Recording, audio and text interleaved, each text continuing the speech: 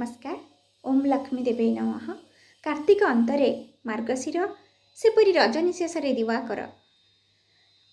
गृहर नारी माने शुद्धशुचिमंत होई पद्म विभूषित करी माँ लक्ष्मींकर आवाहन पूर्वक भक्ति नैवेद्य अर्पण करी पूजा अर्चना करिथांती। जे कि स्वयं विष्णु पाटराणी संसार पालिका तांकर एई गुरुवार पहली दिन रे तांक मार्गशीर मासर सेई सुंदर माणबसा उपलक्षे शुणिबा आसंतु एक भजन। मागुनी मु चंदन उवास मा पद्मालय मागुनी मु चंदन उवास मागुनी मु चंदन उवास मा पद्मालय मागुनी मु चंदन उवास मो झाटी माटी घरे तू आसी गले थरे मो झाटी माटी घरे तू आसी गले थरे मेंटी जीव मो अवशोष मागुनी मु चंदन उवास मा पद्मालय मागुनी मु चंदन उवास बहुला गाई गोबरे लिपिछि घर मा दांड दुआर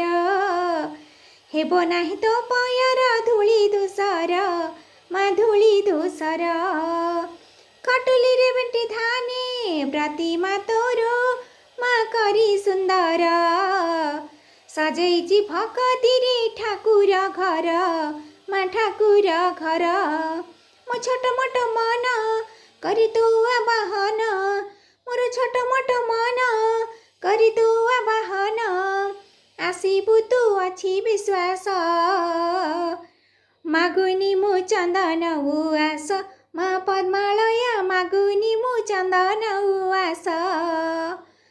श्री चंडालुनी परी हेबी कि नाही मा जानिनी मोही तथापि भाबुची डाक शुणिबु तुही